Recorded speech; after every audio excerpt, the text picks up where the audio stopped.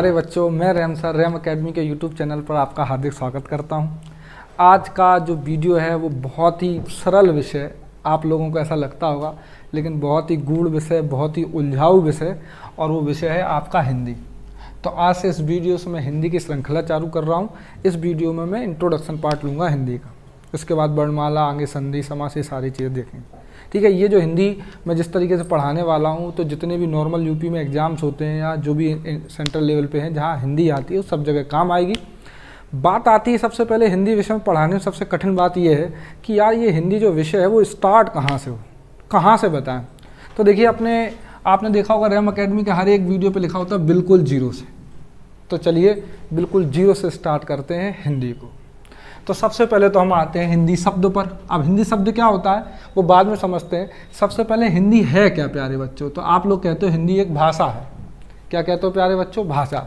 और भाषा जो है तो वो भाषा क्या है? तो चलो पहले इसके शब्द से समझ लेते हैं। भाषा एक भाष धातु से बना है। किससे बना है प्यारे बच्चों? भाष धातु से, जिसका मतलब होता है बोलना या कहना। बोलना या कहना मतलब भाषा या भाष धातु से बना शब्द भाषा वह चीज़ है जिससे हम अपने विचारों को एक व्यक्ति से दूसरे व्यक्ति तक पहुंचाते हैं। कोई पूछे कि भाई हिंदी कैसी भाषा है, तो आपको मालूम होगा राष्ट्रभाषा नहीं है, ये राजभाषा है। और ये विवाद हुआ इस वजह से क्योंकि आपको मालूम है कि जो हिंदी भले ही राजभाषा क्यों है, राष्ट्रभाषा क्यों नहीं, क्योंकि अपना जो भारत देश है वो संघीय राष्ट्र है। इसका मतलब ये कई सारे संघों का समूह है। जो दक्षिण वाले लोग हैं वो हिंदी नहीं जानते हैं, तो एक पब्लिक प्लेटफॉर्म पे अंग्रेजी, जो कि ग्लोबल लैंग्वेज आज की डेट में, उसे राजभाषा करार दिया गया। साथ में हिंदी को भी राजभाषा करार दिया गया। मतलब ऑफिशियल लैंग्वेज में आपका अंग्रेजी में और हिंदी में चलेगा नेशनल लेवल पे। अगर हम उत्तर प्रदेश की बात करें तो यहाँ उर्दू और हिंदी दोनों ही राजकीय भाषा है। अब चलिए इस विवाद को बाद में देखते हैं। हिंदी बस इतना रखना, क्वेश्चन जब भी आएगा तो हिंदी क्या है? राजभाषा है। अब बात आती है, यार मैं कह रहा हूँ बिल्कुल जीरो से बताऊंगा, तो भाषा जो है वो कैसे बनी होगी, क्या होगा? तो बिल्कुल आपको पुराने ज़माने में लिए चलता हूँ। भाषा कैसे डेवलप हुई होगी, सबसे पहले आते हैं बिल्कुल जहाँ पे आपने भाषा बोलना सीखा होगा। तो मैं पिक्चर दूसरी में आ जाता हूँ। यहाँ आपके सामने एक वर्ड लिखा दिख रहा होगा, वो होगा आदिम मानव। तो अब इससे ज़्यादा जीरो तो नहीं हो सकता। ये तब की बात है जब आप आदिम मानव होगे, और अगर आदिम मानव हो तो आप समझ पा रहे होंगे ना आपको भाषा आती होगी, ना आपको बोलना, ना पढ़ना, ना लिखना, कुछ भी नहीं आता होगा। तो आदिम मानव आपस में बातचीत कैसे करते होंगे? देखिए, मैंने एक बार ब्रैकेट में वर्ड लिखा है संकेत। तो संकेतों के माध्यम से बातचीत करते होंगे। आग जला देते होंगे, वृक्ष पर कोई चित्र बना देते होंगे। लेकिन जब रात हो जाती होगी तो तब क्या करते होंगे? आग जो जलाते होंगे उतनी ज़्यादा तो लाइट फैलाती नहीं होगी। तो याद रखेंगे प्यारे बच्चों, आदिम मानव जो आपस में कम्युनिकेशन करते थे, मतलब विचार आदान प्रदान करते थे, वो संकेतों और ध्वनियों के माध्यम से करते होंगे। तो एक बात आ गई कि भाई बिल्कुल जीरो से चल रहे हैं, आदिम मानव बन गए। तो आदिम मानव दो तरीके से बातचीत करते होंगे, एक ध्वनि से और एक किससे करते होंगे? संकेतों से। अब बात आती है, आपको मालूम है कि ये जो मनुष्य है ना, वो एक ऐसा सामाजिक प्राणी है, जानवर है, जिसके पास क्या है? समझ। एक उदाहरण से समझाऊं तो आपको मालूम होगा, आज से 2004-5 में एक कीपैड वाला मोबाइल आता था, और आज आपको मालूम है उस कीपैड को पहले अपन ने टच में बदला, फिर कुछ दिनों बाद टच का मोबाइल घड़ी के रूप में आने लग गया, और आजकल तो कोई लिखता भी नहीं है, बस हाथ में पकड़ता है, स्पीकर ऑन करता है और बताता है, पूछता है लोगों से, भैया मुझे रैम अकेडमी का यूट्यूब चैनल बताइए, और जरा सी देर में आपका वो आ जाता है। तो क्या मतलब हुआ कि मनुष्य एक ऐसा प्राणी है जो हमेशा क्या करता है? प्रोग्रेस करता है। तो वैसे ही जब यहाँ ध्वनियों और संकेतों के माध्यम से बातचीत कर रहे होंगे तो कोई समझदार इंसान रहा होगा जिसने इन पर काम करना चालू कर दिया होगा कि कौन कौन से संकेत ज़्यादा अच्छे से बन सकते हैं, कौन कौन सी ध्वनियाँ ज़्यादा अच्छे से बन सकती हैं। तो हुआ क्या होगा कि कोई आदिम मानव जो अपने इधर का होगा, उसने ध्वनियों के ऊपर काम करना, विश्लेषण करना चालू किया, और फाइनली कुछ ध्वनि संकेत जो नॉर्मली वो निकाल पाता होगा, इकट्ठा कर लिया। मतलब अलग अलग जैसे आवाज़ आती है कौवे की, तोता की, ऐसे उसने अलग अलग आवाज़ों का एक समूह बना लिया। तो याद रखेंगे, तो जो ध्वनि है और उस समूह के संकेत बना दिए। मतलब कि क्या बना दिए? वर्ण। आपसे कोई पूछेगा वर्ण क्या है, तो आप क्या बोलोगे? ध्वनि का सांकेतिक रूप। ध्वनि का सांकेतिक रूप। प्यारे बच्चों, थोड़ा छोटा लिखना पड़ रहा है मुझे, आप मेरी आवाज़ को भी सुन सकते हैं। तो इसका मतलब क्या हो गया? ध्वनि का सांकेतिक रूप। वर्ण क्या है? ध्वनि का सांकेतिक रूप, symbolic form of a sound. तो कई बार क्या होता है कि जो पूछा जाता है, क्वेश्चन भी आता है एग्जाम्स में, भाषा की सबसे छोटी इकाई क्या है? और आपका बड़ा आसान सा आंसर होता है कि सर वर्ण है, या पर कई बार अक्षर बोल देते हैं। लेकिन सही मायने में ना वर्ण है और ना अक्षर है। सही मायने में आंसर क्या है प्यारे बच्चों? स्वनिम। अब आपको ये लग रहा होगा कि सर ये स्वनिम पहली बार सुन रहा हूँ, ये जौन कौन सी आफत है। तो देखिए ध्वनि जो थी ना, ये ध्वनि का ही दूसरा नाम है। ये वैसे ही है जैसे घर में आपका नाम राजेंद्र प्रसाद होता है, सॉरी आपका स्कूल में या कॉलेज में नाम राजेंद्र प्रसाद होता है और घर जाके आपकी औकात सारी ख़त्म, राजेंद्र प्रसाद की जगह रज्जुइया या राजू हो जाते हैं जाके। तो इस तरीके से ये जो स्वनिम है इसका लोकल नेम तो ध्वनि ही है, लेकिन हिंदी की भाषा में या स्टैंडर्ड लैंग्वेज में क्या बोलते हैं, स्वनिम। अंग्रेजी वाले इसे फेनेटिक्स या फेनिम भी कहते हैं, मतलब उच्चारण करने का तरीका। तो इस तरीके से भैया आदिम मानव ने क्या बना लिए थे, स्वनिम, और उन स्वनिमों को संकेत दे दिया। स्वनिमों को क्या दे दिया, मतलब ध्वनि। और स्वनिम और ध्वनि एक ही बात है, साहित्यिक भाषा में स्वनिम शब्द है और वैसे ध्वनि। उनको संकेत दे दिया और वो संकेत क्या कहलाए, वर्ण। अंग्रेजी में क्या कहलाते हैं प्यारे बच्चों, लेटर।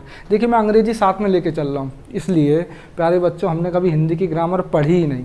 अगर ग्रामर पढ़ी है हमने तो सिर्फ किसकी पढ़ी है, अंग्रेजी की। अपन ने पढ़े टेंस, वॉइस, नाउन, प्रोनाउन, ये सब अंग्रेजी में पढ़ा। अपन ने संज्ञा सर्वनाम पर कभी ध्यान ही नहीं दिया, क्योंकि अपने को लगता था कि अपने को तो सब आता है, क्योंकि अपनी लोकल लैंग्वेज थी इसलिए। तो इसलिए थोड़ा सा अंग्रेजी का रेफरेंस लेके चल रहा हूँ ताकि आपकी समझ बेहतर बने। तो देखो हम स्वनिम का सांकेतिक रूप, मतलब ध्वनि का सांकेतिक रूप क्या कहलाता है प्यारे बच्चों, वर्ण। कई बार आपसे पूछा जाता है कि वर्ण और अक्षर एक ही चीज़ है, तो आपका आंसर होता है जी हाँ, वर्ण और अक्षर एक ही चीज़ है। लेकिन आज मैं आपको बताऊं कि वर्ण और अक्षर में बहुत बड़ा डिफरेंस है, और वो डिफरेंस आपको समझ में आ रहा होगा। वर्ण की अंग्रेजी क्या है, लेटर, और अक्षर की अंग्रेजी क्या है, सिलेबल। चलो एक उदाहरण से समझते हैं। जैसे कि यहाँ पे एक उदाहरण लिखा हुआ है राम। आपसे पूछा गया कि ये जो राम है इसमें कितने अक्षर हैं और कितने वर्ण हैं। तो देखिए राम जो वर्ड है, अगर इसको बिल्कुल खोल के रखेंगे तो रा प्लस बड़ा प्लस माँ और प्लस आ, ऐसी तो बना है। मतलब राम में कितने वर्ण हैं, वर्ण का मतलब होता है ध्वनि का सांकेतिक रूप। तो यही तो वो ध्वनियाँ हैं जिनके संकेत ये लिखे हुए हैं। तो यहाँ राम में कितने वर्ण हैं प्यारे बच्चों, राम में 4 वर्ण हैं। राम में कितने वर्ण हैं, 4 वर्ण। लेकिन याद रखना सिलेबल जो होता है वो ध्वनि का लिखने का तरीका, उच्चारण वाला संकेत होता है। इसका ये मतलब है कभी आप रा को अलग से बोल पाएंगे क्या, नहीं। आपको मालूम है ना व्यंजनों को बोलने के लिए स्वरों की जरूरत पड़ती है। तो हमेशा कोई मुंह से ध्वनि निकालोगे तो कभी वर्ण की ध्वनि नहीं लिख सकते हो आप। हमेशा किसकी ध्वनि लिखोगे, अक्षर को लिखते हो, अक्षर को ही बोलते हो। तो सही मायने में अगर राम कितने अक्षरों से बना है तो रा और किससे बना है, माँ से। तो ये आपके क्या है, अक्षर, और ये क्या है आपके प्यारे बच्चों, वर्ण। अक्षर कितने हैं यहाँ पे, 2। राम शब्द में वर्ण कितने हैं, 4, और अक्षर कितने हैं, 2। एक और तरीके से समझाना चाहूँ तो देखिए जब हम किसी शब्द को लिखने के तरीके के सेंस में देखेंगे तो लिखने के तरीके के सेंस में उसके वर्ण होंगे, और वर्ण कितने हैं यहाँ पे, 4 लिखने के तरीके से बना हुआ है।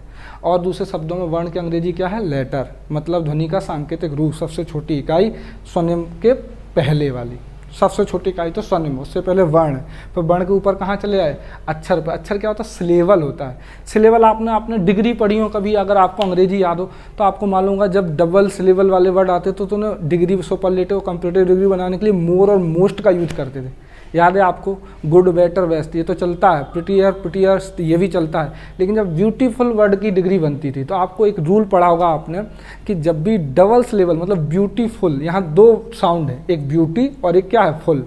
तो जब भी डबल सिलेबल वाले वर्ड आते हैं तो मोर और मोस्ट लगा के बनाते हैं। तो कंपैरेटिव, सुपरलेटिव कैसे बनती थी, more beautiful and most beautiful. अगर और अच्छे समझना है अक्षर को, चलो एक और उदाहरण समझ। डिक्शनरी देखिए आपने, किसी भी चीज़ को बोलने के तरीके के लिए किसी भी शब्द के आगे छोटे छोटे से साउंड लिखे होते हैं। जैसे मान लीजिए आपको बेबी बोलना है तो बेबी तो एक ही है, लेकिन अगर आपको बेबी सिटर बोलना है तो वो किस तरीके से बोलोगे, बेबी सिटर, इस तरीके से, ये 2 वर्ड्स। तो कभी भी डिक्शनरी खोल के देखना तो वहाँ पे जो डैश लगे होते हैं बीच में किसी अक्षर के, मतलब उच्चारण करने का तरीका, वही आपके क्या कहलाते हैं, अक्षर या सिलेबल कहलाते हैं। ठीक है, सामान्य भाषा में से क्या समझ सकते हैं हम, सिलेबल। तो आई होप कि 10 से छोटी इकाई स्वनिम, उसका सांकेतिक रूप वर्ण, और अगर उसको साथ में स्वरों के साथ व्यंजन को मिला के अगर ध्वनि निकाल के बोलोगे तो क्या कहलाएगा आपका, अक्षर। अब प्यारे बच्चों अक्षरों को मिलाकर क्या बनता है, शब्द। जैसे आपको मालूम है एक शब्द हमने ले लिया राम, एक ले लिया है, और एक क्या ले लिया, जाता, और एक क्या ले लिया, घर। तो ये सारे क्या है, शब्द। याद रखना शब्द की परिभाषा क्या होगी, अक्षरों या वर्णों का सार्थक समूह। देखिए समूह तो हो लेकिन कैसा, जिसका क्या निकले, अर्थ निकले।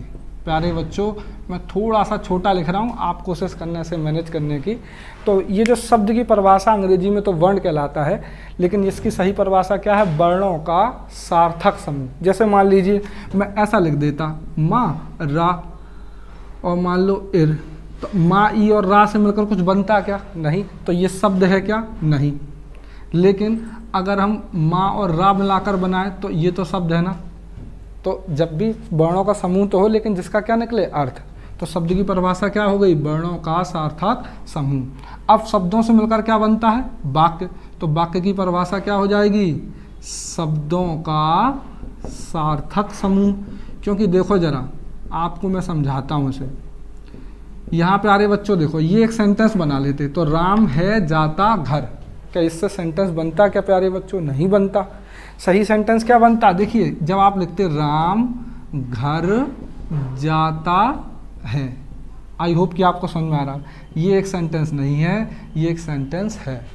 तो इस तरीके से ये हो गए वाक्य। अब वाक्य के आगे वाक्यों का समूह क्या कहलाता है प्यारे बच्चों? गद्य, या फिर क्या कहलाता है? पद्य। अंग्रेजी में पैसेज, प्रोज, इस तरीके से आप बोलते हैं। अभी आप पैसेज ही को लिख लो, पद्य की अंग्रेजी बात की बात है। आगे आते हैं किस पर प्यारे बच्चों? गद्य और पद्य को मिलकर क्या मिलता है? पाठ। पाठ का मतलब अध्याय या चैप्टर नहीं होता। पाठ का मतलब हिंदी भाषा में, सरल भाषा में सीख होता है।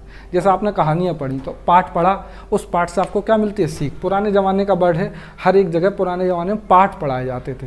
पाठ पढ़ाने से क्या मिलती थी? सीख, जिसे हम लोग अंग्रेजी में क्या कहते हैं? लेसन। और कई सारे पाठों को मिला दोगे तो क्या बन जाएगी प्यारे बच्चों? भाषा बन जाएगी। तो इस तरीके से कहानी है भाषा की। हम चले थे हिंदी, हिंदी एक भाषा है। हमने देखा कि बिल्कुल भाषा जो है आदिम मानव से स्टार्ट होती है। किसी ध्वनि पर किसी ने काम किया होगा, उन ध्वनियों को इकट्ठा किया, उन्हें क्या बनाया? उसने स्वनिम, उन स्वनिम को क्या दे दिया? संकेत क्या कहलाया? वर्ण। फिर वर्ण से क्या बना? अक्षर। अक्षरों का समूह क्या कहलाया? शब्द। शब्दों का समूह क्या कहलाया? सार्थक समूह क्या कहलाया? वाक्य। वाक्यों का सार्थक समूह क्या कहलाया? गद्य। पद्य, गद्य पद्य का सार्थक समूह, मीनिंगफुल जो कलेक्शन, वो क्या कहलाया? पाठ। और पाठों का कलेक्शन क्या बन जाती है? भाषा। अब बात यहाँ तक तो समझ में आ गई प्यारे बच्चों। अब बिल्कुल फिर से जीरो से चलते हैं। ये तो एक कहानी खत्म हो गई भाई, भाषा डेवलप हो गई, ये बन गई भाषा यहाँ तक। अब होगा क्या कि जो सबसे पहले अपने देश में, अपना जो देश है वो आर्यों का देश कहलाता है। तो यहाँ संस्कृत, आपने सुना भी होगा, संस्कृत बहुत प्राचीन भाषा, बहुत ज़्यादा। अब आप देख लो इसके उम्र से कि ये जो संस्कृत भाषा पहले बनी, और ये संस्कृत भाषा दो भागों में बटी थी। पहले वैदिक संस्कृत चलती थी, और बाद में कौन सी चलने लग गई प्यारे बच्चों? लौकिक संस्कृत। वैदिक संस्कृत 1500 लिखा है बीसी प्यारे बच्चों। क्या लिखा हुआ? 1500 बीसी का मतलब 1500 ईसा पूर्व। मतलब जब से ईसवी सन चल रहा है, मान लो सपोज आज 2020 चल रही है, तो 2020 साल के पहले के और 1500 साल पहले कहलाएगा 1500 ईसा पूर्व। 1500 ईसा पूर्व से 1000 ईसा पूर्व तक, मतलब 500 सालों तक पहले क्या चलती रही? वैदिक संस्कृत। वैदिक संस्कृत वो संस्कृत जो बहुत कठिन थी, जो वेदों की भाषा थी, ऋचाओं की भाषा थी। फिर बाद में कौन सी संस्कृत आ गई? लौकिक संस्कृत आ गई। मतलब 500 साल बाद 1000 से लेके 500 ईसा तक। मतलब देखो यहाँ पे बीसी लिखा हुआ और फिर ये 500 बीसी लिखा हुआ। इसका ये मतलब है ये भी कितने सालों तक चली? 500 सालों तक। फिर 500 ईसा पूर्व से, ये बीसी का मतलब बिफोर क्राइस्ट होता है। तो अगर मैं इसकी हिंदी लिखूंगा तो ईसा पूर्व लिख दूंगा। तो 500 ईसा पूर्व से लेके 1000 ईस्वी तक, मतलब कि 1000 ईस्वी तक प्यारे बच्चों क्या चली है? आपकी पाली, प्राकृत और अपभ्रंश भाषा है। मतलब सबसे पहले ये संस्कृत भाषा आई, संस्कृत का वैदिक रूप चला जो कि बहुत कठिन था, तो लोगों ने लौकिक रूप अपना लिया। फिर लौकिक रूप भी बहुत कठिन था, तो ये बाद में जाके क्या कहलाने लग गया? पाली भाषा कहलाने लग गया। मतलब संस्कृत का ही दूसरा नाम, पाली जो है संस्कृत का ही दूसरा नाम है। तो आप याद रखना, पाली भाषा में आपको पता होगा बौद्ध संगीतियाँ पाली भाषा में लिखी गई। इसका मतलब ये कि जितना बुद्ध का अभिलेख है वो सब किस में मिलते हैं? पाली भाषा में।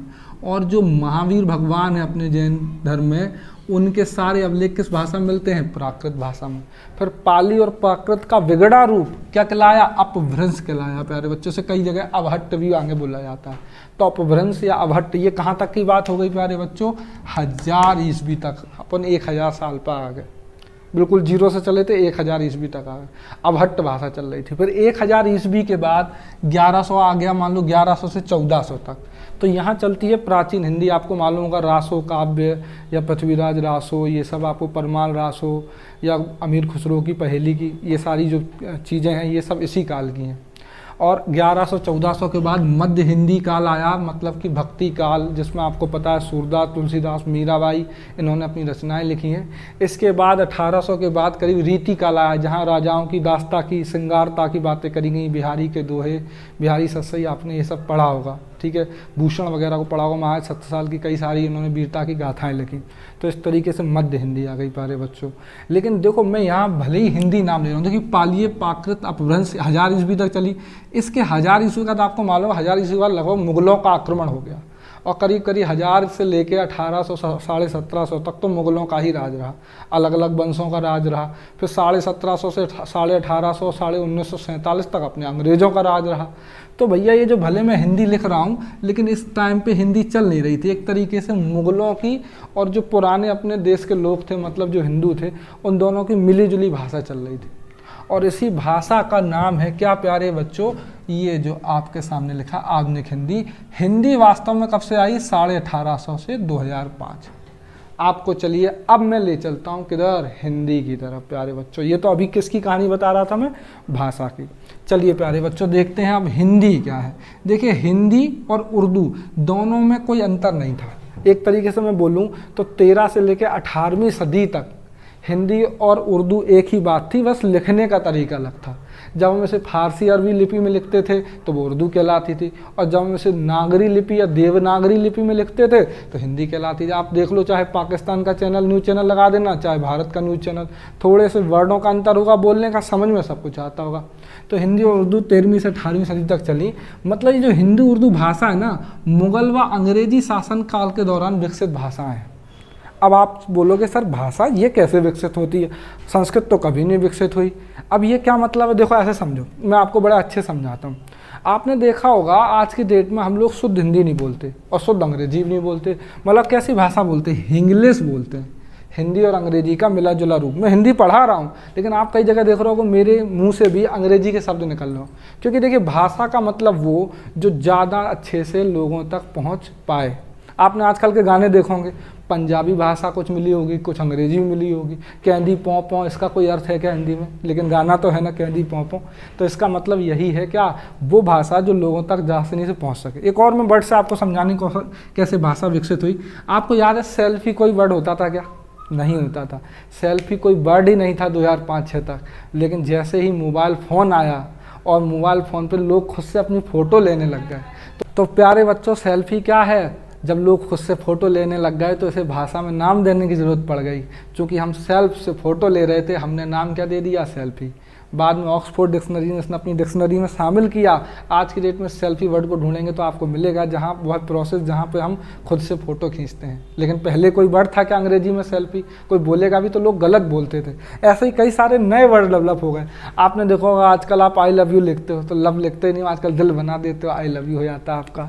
आपको लोल वर्ड सुना होगा आपने आजकल। ये सब डिजिटल, मतलब आजकल मीडिया, डिजिटल मीडिया का ज़माना है, तो वहाँ जितना भी फेसबुक इंस्टाग्राम चलाते तो LOL, lost of laugh, loads of love, इस तरीके से TC टेक केयर हो गया आपका, और भी आगे फॉर यू, इस तरीके से आप ऐसे लिखने लग गए। अब मतलब यहाँ का स्पेलिंग माने रह गई हैं।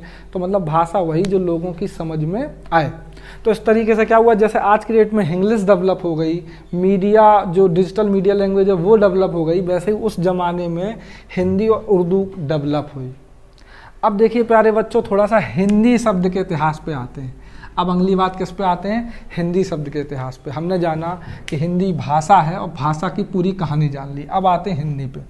देखो हिंदी जो शब्द है इसका क्या अर्थ है, तो इसके दो रीजन आपको मिलेंगे। दो रीजन क्या है, एक वैज्ञानिक अर्थ है और एक आपका कैसा अर्थ है प्यारे बच्चों, पौराणिक अर्थ है। क्या मतलब है आपका, इसको पहले समझ लो कि ये जो वैज्ञानिक अर्थ है वो ये कहता है कि ये जो हिंदी वर्ड है ना, पहली बात तो मज़े की बात ये है कि ये हिंदी का शब्द ही नहीं है। ये जो हिंदी वर्ड है ना, ये फारसी शब्द है प्यारे बच्चों। ये कौन सा शब्द है, फारसी शब्द है। ये कैसा शब्द है प्यारे बच्चों, फारसी। अब अगर ये फारसी शब्द है तो हुआ क्या, ये कैसे फारसी है, हुआ क्या कि देखिए आपको मालूम है कि मुग़ल आए 1000 ईस्वी के बाद, और ये सिंधु नदी, मतलब आपको मालूम होगा जम्मू कश्मीर और पाकिस्तान के बीच में सिंधु नदी पड़ती है। उसी के आगे आपका ईरान, पाकिस्तान, अफगानिस्तान, ये सारे देश हैं, मुग़ल कंट्रीज हैं।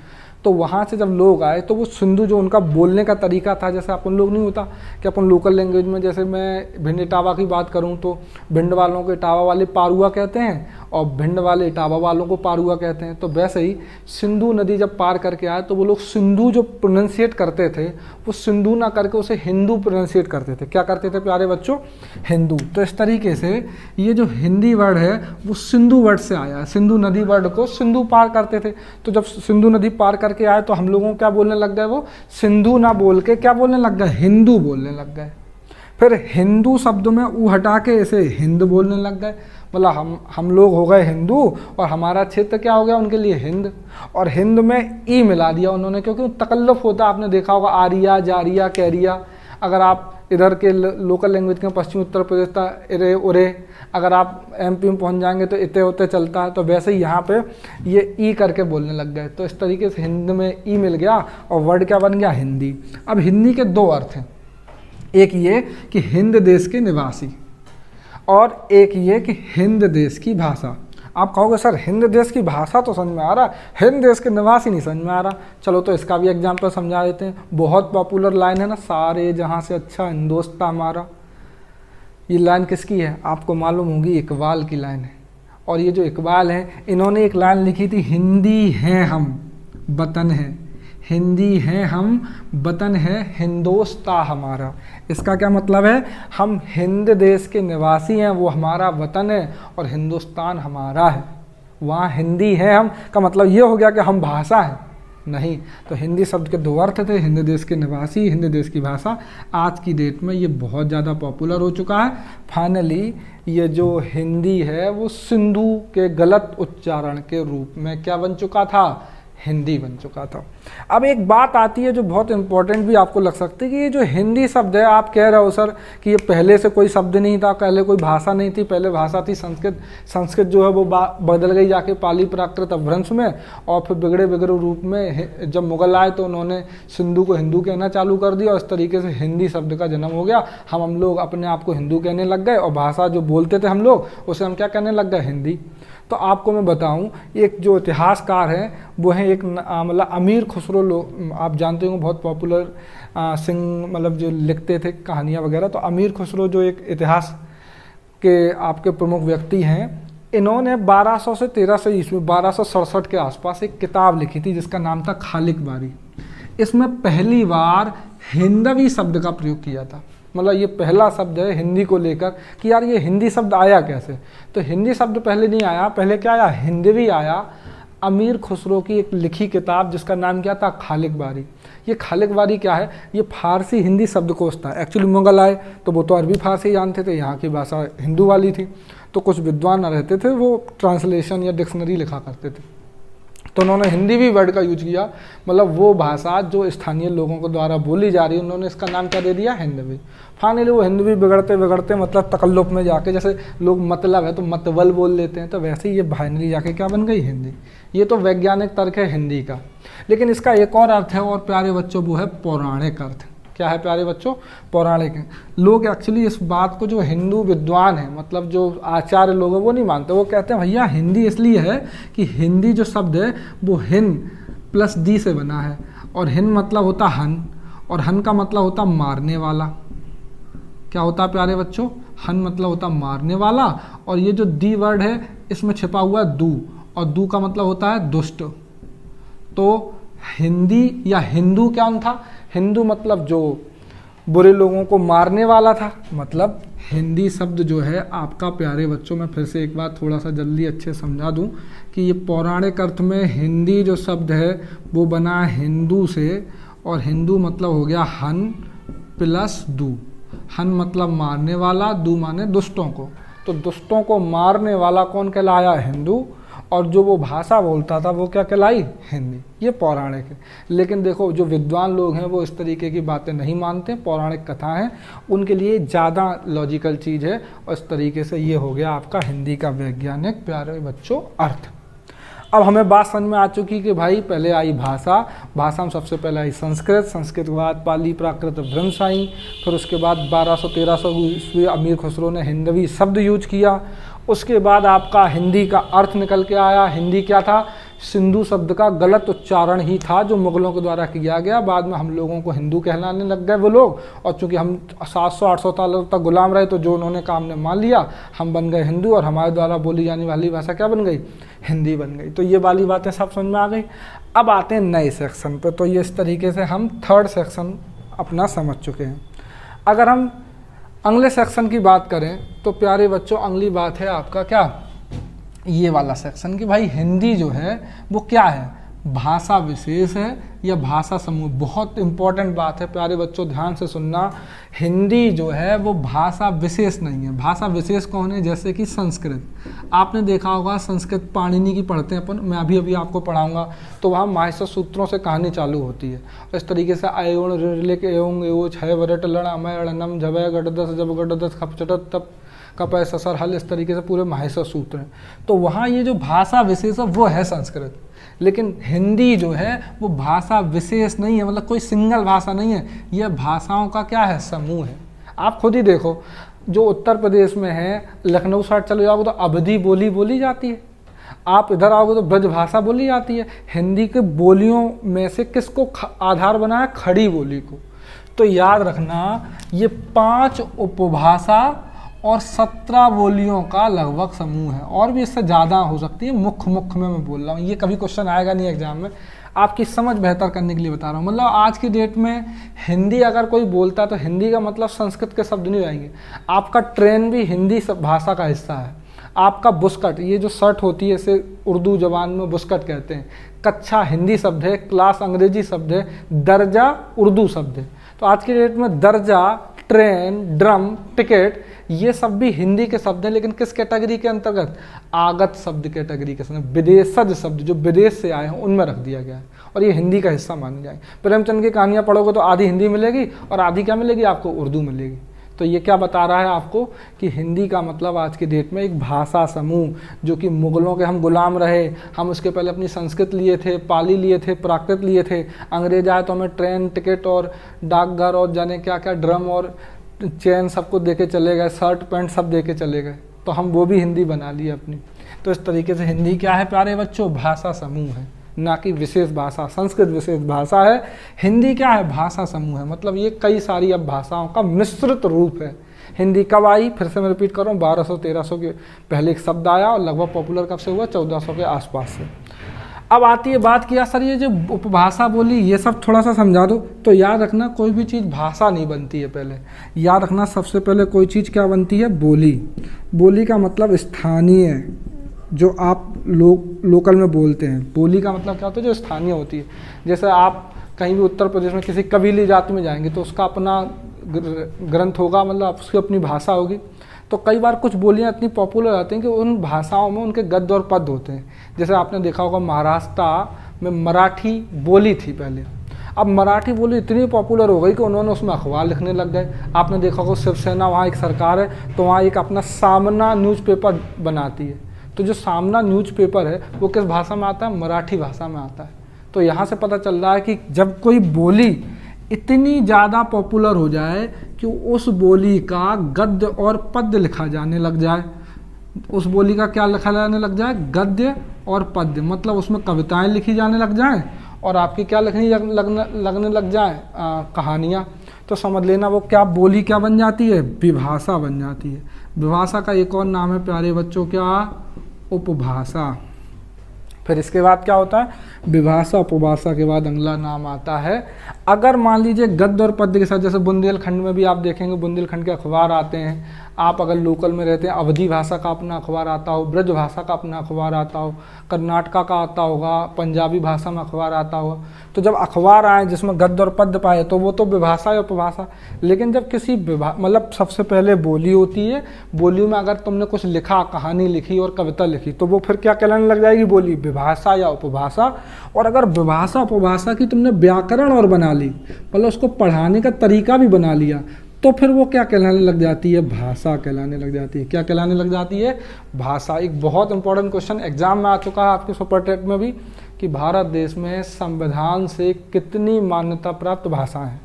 पहले कुछ और थी, 14, 16 ऐसे आप संविधान पढ़ते होंगे तो उसमें भी आता है। तो आप कमेंट बॉक्स में लिख के बताइए कि ये बहुत इंपॉर्टेंट क्वेश्चन भी, इसलिए मैं आपसे कह रहा हूँ, मैं चाहूँ तो मैं भी बता सकता हूँ, लेकिन आप कमेंट बॉक्स में बताइए या सर्च करिए कि भाषा कितनी है। मैं आपको एक क्लू देता हूँ, सीटेट में अभी पेपर जो होता है उसमें इसी को लेकर एक विवाद रहा था कि सीटेट का पेपर सारी भाषा में होता है, पेपर फर्स्ट लैंग्वेज फर्स्ट और सेकेंड लैंग्वेज में। तो अभी फिर से आपने समझ लिया ये जो उपभाषा बोलियाँ वो क्या है। सबसे कोई चीज़ जो पहले किसी कबीले में बोली जाती है, लोकल लैंग्वेज में आती है बोली, वो क्या बोली जाती है? बोली। आप याद रखना, बोली के बारे में कहावत भी है कि भैया 1 कोस पर पानी बदल जाता है और 3 कोस पर क्या बदल जाती है? बोली बदल जाती है। जैसे मैं यहाँ इटावा में रहता हूँ तो भरतना के लोग अलग तरीके से बोलते हैं और बसरियार के लोग अलग तरीके से बोलते हैं। तो यही है आपकी क्या? बोली। लेकिन बोली इतनी पॉपुलर हो जाए कि उसमें कहानी और कविता लिखने लग जाए तो क्या कहलाने लग जाएगी? विभाषा या उपभाषा। और अगर वो इतनी और पॉपुलर हो जाए कि उस गद्य पद्य का क्या पाया जाने लग जाए? व्याकरण। तो फिर क्या कहलाने लग जाएगी प्यारे बच्चों? भाषा। तो इस तरीके से आप समझ गए होंगे कि हिंदी शब्द का अर्थ क्या है, भाषा कैसे कोई बनती है, भाषा किस तरीके से डेवलप होती है, सारी चीज़ें। अब थोड़ा सा एक अंतिम जानकारी जान लेते हैं और वो है जानकारी हिंदी से रिलेटेड। देखो अभी अभी मैंने आपको बताया कि ये जो हिंदी है वो वास्तव में 1850 के आसपास, आज की डेट की जो आप हिंदी पढ़ते हो वो लगभग 1850 आई। इसके पीछे की कहानी भी समझ लो कि भाई क्या हुआ, बंगाल विभाजन 1905 में हुआ था लॉर्ड कर्जन के नेतृत्व में। तो उस वक्त तक हम लोग एक्चुअली ये गुलाम बने क्यों रहे? क्योंकि हम लोग कभी इकट्ठे नहीं रहे। हम छोटा सा जिला होता था, अपने घर को ही राजा समझने लग जाते थे। कबीले के राजा, अरे उनके बगल वाला मर रहा, मरने दो, अपने ऊपर थोड़ी ना आक्रमण हो रहा है।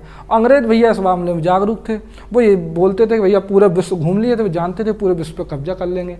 तो ऐसे ही हुआ यहाँ पे कि हुआ क्या कि ये जो अंग्रेज इतने सालों तक गुलाम बनाए रखे हम लोगों को, और उसका रीज़न था कि हम लोगों में एक तो एकजुटता नहीं थी और एक प्रॉपर एक कोई भाषा नहीं थी। भाषा सबसे बड़ा गुलामी का कारण था। हम लोगों के पास एक भाषा नहीं थी जिससे हम सब लोग बातचीत कर, दक्षिण वाला अपनी भाषा में बात कर रहा है, पंजाबी वाला अपनी भाषा में बात कर रहा है। अब वो कह रहा है कि हमला हुआ, कि पानी मांग रहा है, पता ही नहीं चल रहा है। हम लोग आपस में लड़े मरे जा रहे हैं। इसी वजह से एक दूसरे को देश कहते हैं, तभी तो भारत संघों का राष्ट्र, संघीय राष्ट्र कहलाता है।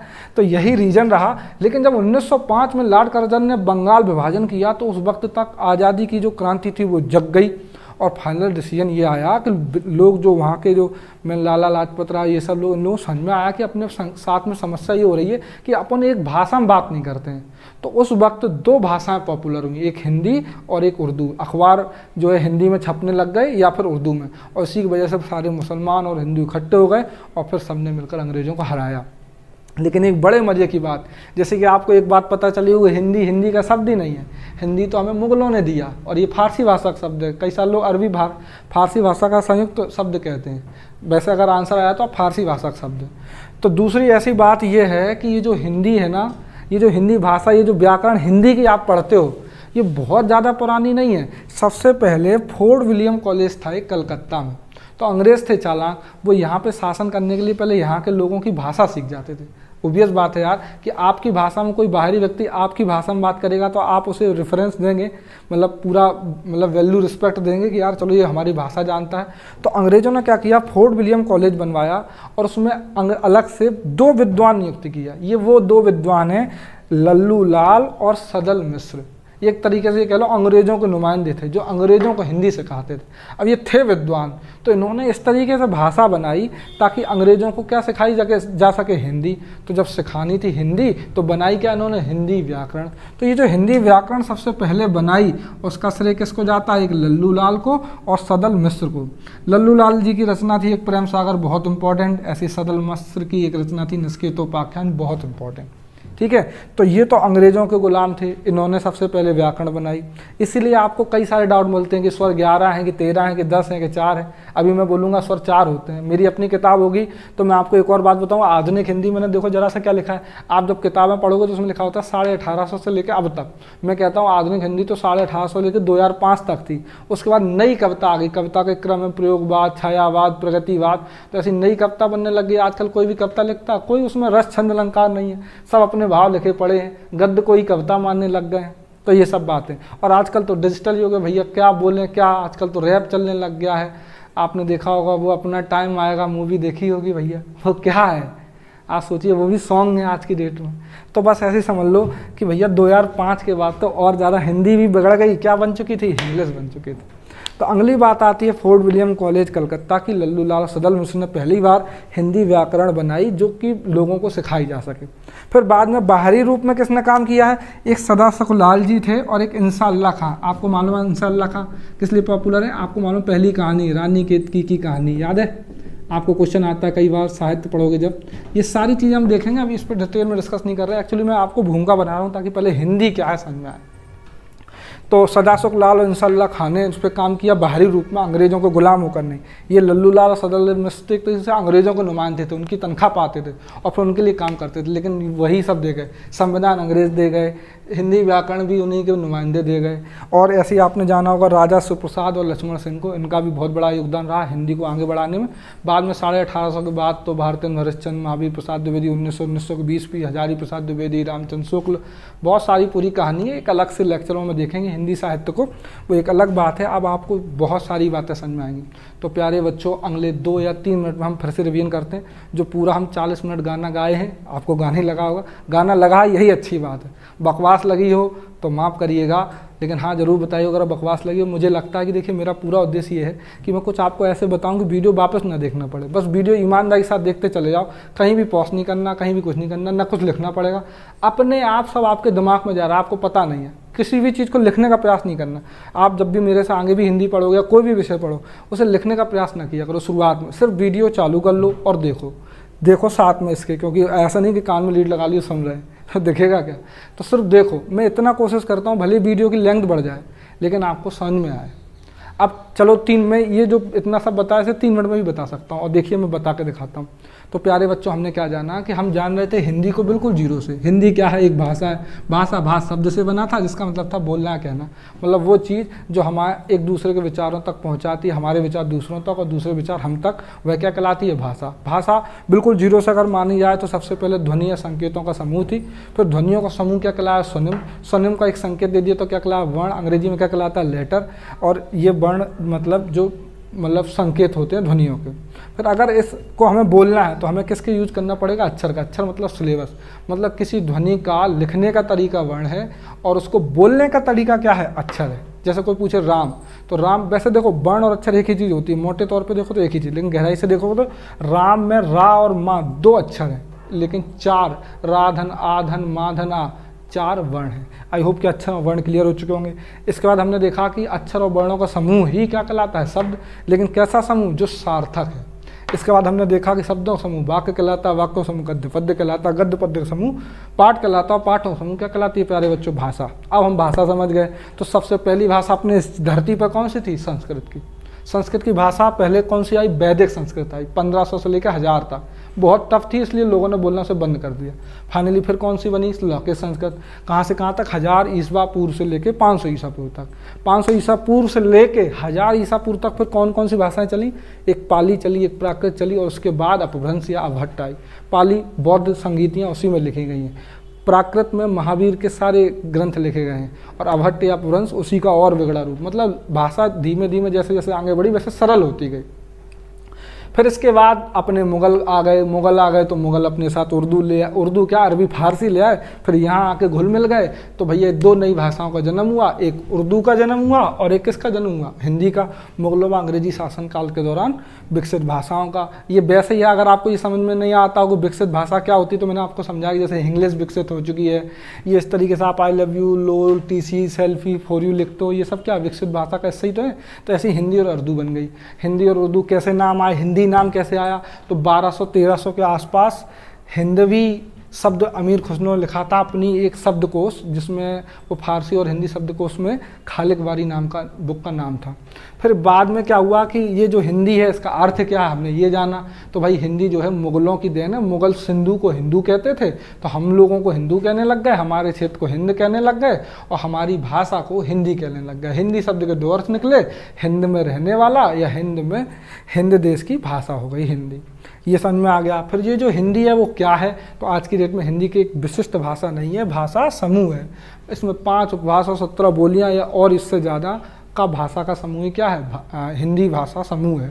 अब ये जो बोलियां भाषा क्या होती है, मैंने बोला कि कोई भी स्थानीय भाषा ही क्या कहलाती है, बोली। अगर उस बोली में गद्य और पद्य पाया तो विभाषा या उपभाषा कहलाती है। अगर उसकी गद्य और पद्य के साथ व्याकरण और पाई जाए प्यारे बच्चों, तो क्या कहलाने लग जाती है? भाषा। और इसके बाद अंतिम रूप में हमने देखा कि भाई हिंदी का कहानी क्या है, व्याकरण जो हम पढ़ने वाले हैं आगे, तो वो कैसे पढ़ने वाले हैं। तो हिंदी की व्याकरण में, व्याकरण किसकी देन है? फोर्ट विलियम कॉलेज कलकत्ता में अंग्रेजों ने बनाया, लल्लूलाल सदल मिश्र को भैया विद्वान बनाया, कहा कि हमारे लोगों को हिंदी सिखाओ। इन्होंने एक हिंदी की व्याकरण बनाई फॉर्मेट में, और वही व्याकरण आज की डेट में हिंदी व्याकरण का क्या हिस्सा। बाद में 1947-1950 में जब देश आज़ाद हो गया तो इसके लिए अलग से एक न्यास गठन किया गया, संस्था गठित की गई, जो समय समय पर हिंदी भाषा में क्या सही है क्या गलत है ये सब बताती है। जैसे अभी अभी आपको मैंने बताया था, एक गद्य लिखा होगा और एक पद्य। देखिए कहाँ लिखा था मैंने, गद्य और पद्य, ये लिखा, देखिए ध्यान से देखिए, ये द्या पहले ऐसे बनता था। अब जो वो संस्थान है हिंदी विकसित संस्थान भारत देश का, उसने कहा कि ये अब ऐसे नहीं लिखा जाएगा, ऐसे लिखा जाएगा। तो आगे से अब ये द्या ऐसे लिखा जाने लग गया है, तो इस बात को भी ध्यान रखना। ठीक है प्यारे बच्चों, तो इस तरीके से हमने पूरी सारी चीज़ें जान ली। सरदार सुखलाल, इंसान अल्लाह खां, शिवप्रसाद और लक्ष्मण सिंह ने भी हिंदी के विकास में योगदान दिया।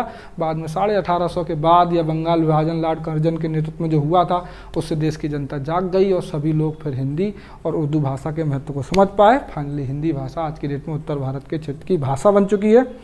प्यारे बच्चों, अगली वीडियो में हम जानेंगे बड़े इंटरेस्टिंग तरीके से वर्णमाला, कुछ ऐसे कि एक बार देखिए और क्या हो जाए, याद हो जाए। वीडियो अच्छा लगे तो लाइक और सब्सक्राइब करें और ऐसे ही सपोर्ट करते रहें, ताकि हमें भी अच्छा लगे कि आप तक मेरी बात पहुंच रही है, मेरी टीचिंग शिक्षण पहुंच रही है, हमने जो मेहनत करी है बताने में वो पहुंच रही है। धन्यवाद। प्यारे बच्चों, आपके द्वारा बोला गया था कि सर एक्चुअली जब भी आप समझा लेते हैं तो उसके बाद थोड़ा सा टाइम पर हट जाया करिए, तो हम लोग स्क्रीनशॉट ले लें, जो भी आपने बताया वो ले लिया करें मोबाइल में। तो मैं हट जाता हूँ इसी के लिए, और इसी तरीके से और भी आगे कमेंट में बताते रहा करिए कि आपको क्या इम्प्रूवमेंट की ज़रूरत है। अगर यह वीडियो अच्छा लगे तो प्यारे बच्चों ज़रूर आप कमेंट बॉक्स में बताएं, ताकि मैं वर्णमाला बहुत ही इंटरेस्टिंग वे में बता सकूँ। एक बार वीडियो देखें पूरी वर्णमाला, सघो सघो, सलप्राण महाप्राण क्या होते हैं, क्षुब्ध दुगुण, संघर्ष, स्पर्शी संघर्षी, अनुनासिक निर्नासिक, ये सारी बातें एक जस्ट वीडियो में आपको बहुत अच्छे समझ में आएंगी। लेकिन ध्यान रखिए, अगर वो वीडियो जल्दी चाहिए तो कमेंट बॉक्स में ज़रूर बताएं कि आज का यह वीडियो कैसा आपको लगा, यह वीडियो जो हिंदी का फर्स्ट वीडियो है वो आपको कैसा लगा। धन्यवाद। ठीक है, फिर स्क्रीनशॉट ले लीजिए आप।